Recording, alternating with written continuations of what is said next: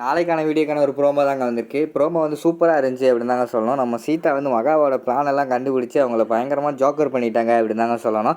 அதெல்லாம் பார்க்குறதுக்கு நம்ம சேனலை மட்டும் மறக்காமல் லைக் அண்ட் சப்ஸ்கிரைப் மட்டும் பண்ணிடுங்க.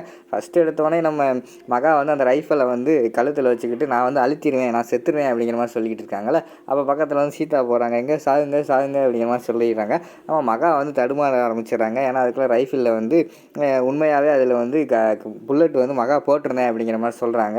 அதனால் வந்து இவ சுற்றுவாளோ அப்படிங்கிற மாதிரி சொல்லிட்டு இவங்க பயப்பட ஆரம்பிச்சிடுறாங்க. விறுவிறுன்னு போய் நம்ம சீதா வந்து ஆனால் ஆல்ரெடி அதில் புல்லட் இருக்கிறத வந்து எடுத்துட்டாங்க.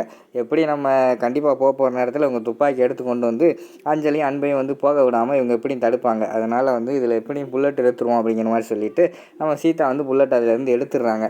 அதுக்கடுத்து வந்து சீதாவுக்கு தான் தெரியுமில்ல அதில் புல்லட் இருக்குன்ட்டு எங்கே சுடுங்கன்னு போய் சொல்லிவிட்டு அந்த ரைஃபிளை வந்து டக்குன்னு அழுத்திடுறாங்க. பார்த்தா மகா தலையில் வச்சு பார்த்தா அங்கே அந்த துப்பாக்கியிலேருந்து குண்டு வரவே இல்லை. பார்த்தீங்களா, எல்லோரும் பார்த்தீங்களா, இவங்க வந்து ஏமாற்றிக்கிட்டு இருக்காங்க.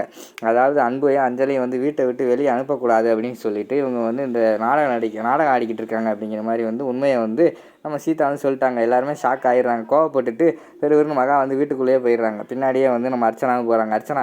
அர்ச்சனா போனவொடனையும் நம்ம மகா கிட்ட வந்து அர்ச்சனா கேட்குறாங்க, மகா என்ன மகா உள்ளே வந்து குண்டே இல்லையோ அப்படிங்கிற மாதிரி கேட்காங்க. உள்ளே வந்து நான் 2 குண்டு போட்டேன், ஆனால் அது எங்கே போச்சுன்னு தான் தெரியல அப்படிங்கிற மாதிரி வந்து மகா சொல்கிறாங்க. 2 குண்டு போட்டையா, அப்போனா எங்கே அழுத்தும் போது வரலையே ஒன்றும், ஒருவேளை நீ துப்பாக்கியில் குண்டு போடுறது யாரோ பார்த்துட்டாங்களோ அப்படிங்கிற மாதிரி சொல்கிறாங்க.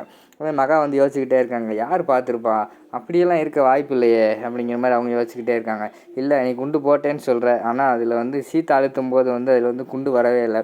ஒருவேளை சீதா வந்து கண்டிப்பாக வந்து அந்த துப்பாக்கியிலேருந்து குண்டை எடுத்துருப்பான்னு தான் நினைக்கிறேன் அப்படிங்கிற மாதிரி வந்து நம்ம அர்ச்சனா சொல்கிற மாதிரி காட்டுறாங்க.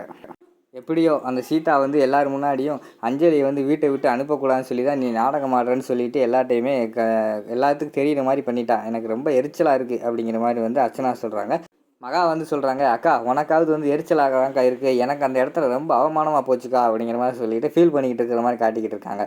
அதோட பார்த்தீங்கன்னா இந்த ப்ரோமோ வந்து முடிச்சிடுறாங்க.